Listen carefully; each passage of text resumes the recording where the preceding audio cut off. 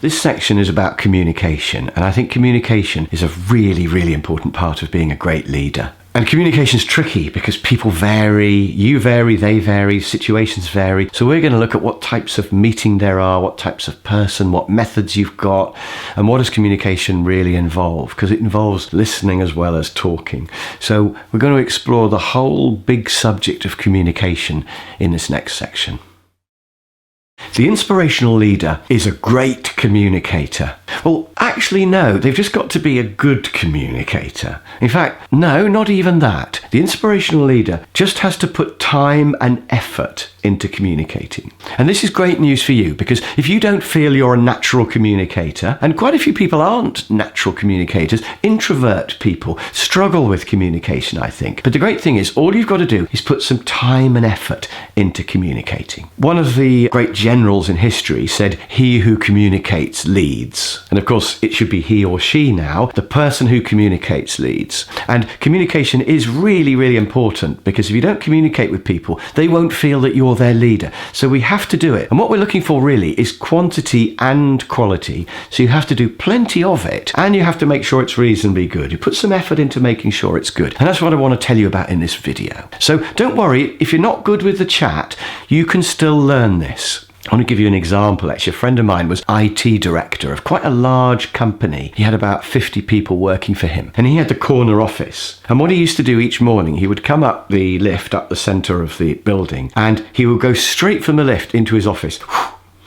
And he had 50 people spread over one floor of this block of offices. And he just went straight into his office. And what he should have done, of course, was just wander around and say hi to a few people. Just morning, and how are you getting on with that? All right, Dave, getting on well with that? Need any help, let me know. And just wander around a bit. Or even just, did you see the football last night? Can't believe that goal. Or something. But he didn't. He just used to go straight from the lift to his office. And that was such a wasted opportunity. And it was because he was brilliant at IT, but he wasn't really a chatty sort of a guy. And I think what he should have done was force himself to do that little walk around every morning. It was a real shame that he didn't do it. So don't be like him. Don't avoid opportunities. Take opportunities to talk. And getting from the lift to your office is a brilliant opportunity just to talk to people. So you have to go right past their desk. So I want to look at this in a couple of ways. And the first way is types of meeting. Now, you'll be able to see on the diagram here that there are 4 types of meeting. And I think once you realize that they're different, you can make sure you get your communication style right for each one. So you can see I've got the number of people at the meeting, and I've got how long the meeting lasts. And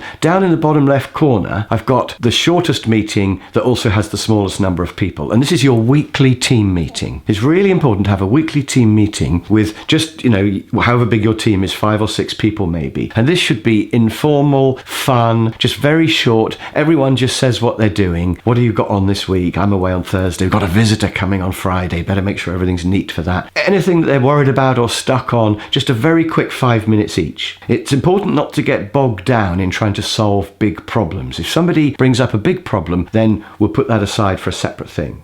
Okay, so that's the first of the 4 types of meeting, the weekly team meeting. Secondly, we've got the problem-solving meeting, and you can see for that, it's also a small number of people, but for a longer time. Could even be a couple of days. You might go away somewhere to sort of ponder. So small number of people for quite a long time. It's a fairly open-ended, it's a creative meeting. There may not even be an agenda. The agenda might be just work on this problem, have ideas for the future, something like that. So that's a small number of people, very informal, open-ended. Now, you can see top left, we've got the meeting that has a large number of people, any number of people, but for a short time. And this is the boss talking to the whole team.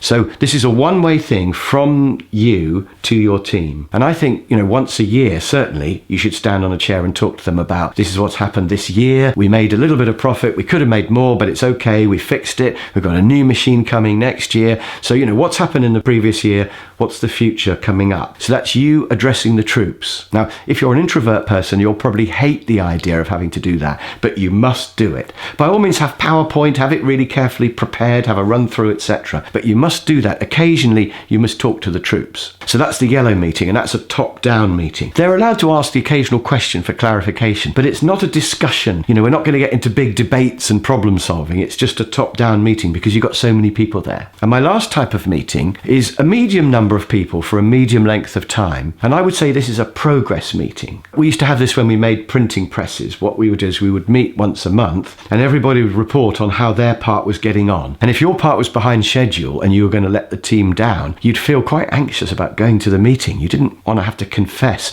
to all your colleagues that you hadn't done your share of the work. So there was a bit of pressure at that meeting, and it was very much everyone reporting to the boss to say, I've done this or I haven't done this. And if you hadn't done it, it was, okay, so what are we going to do about this to get this back on track? What are you going to do? How can anybody else help you to get it back on track? So that's a sort of progress reporting type meeting, often with a chart. So we're looking at the progress of each part as we go across the chart. And we're not going to get into big problem solving, because that's a different type of meeting. So the progress meeting is tightly run, there's a chart, there's an agenda, we stick to it, and everybody has to report, and there's a bit of pressure. So 4 different types of meeting, and the communication style and the role of the boss is quite different in each of those 4 meetings. The second type of communication that I want to talk about is that I think there are 4 methods of communication that a leader must use. And these are really important to do if you're the leader. And the first one is management by walking about. It's sometimes called MBWA, and some people call it management by wandering about. And that's really, really important. The leader needs to walk around the whole office or the whole organization. If you were the captain of the ship, you would walk around the whole ship every day. And this might take half an hour to an hour every day. This is what my IT friend didn't do. Just wander around the office and just see how people are. If you've got a factory, wander around the machines, just see what they're making.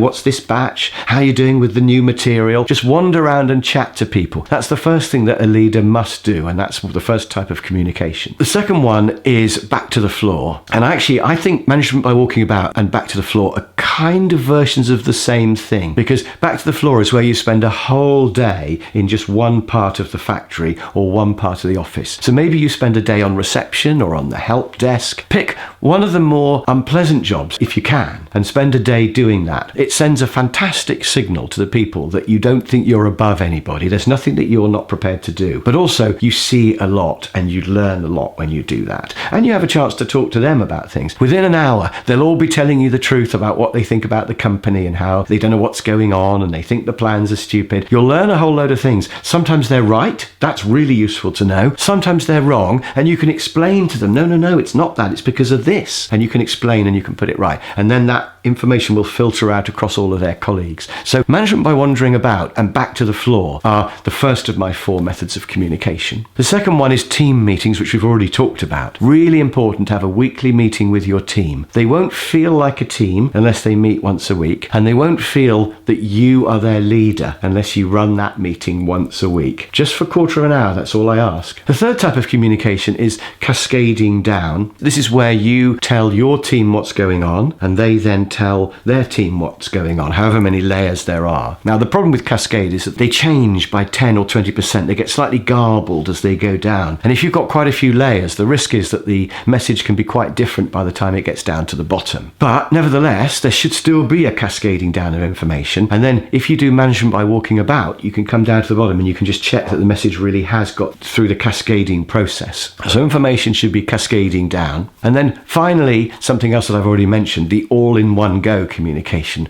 where you stand on a chair and you talk to the whole group, the whole organization. If you're the managing director, it's everyone in the organization. And you would do this once or twice a year. And then everyone gets exactly the same information. So that gets around the garbling effect of the cascade. But clearly it's expensive. It takes time to get everyone together in one group, so we only do it occasionally. So those are the 4 types of communication: management by walking about / back to the floor, team meetings, cascading down, and talking to everyone in one go. And if you're going to be a great leader, you need to make sure that you do all of those.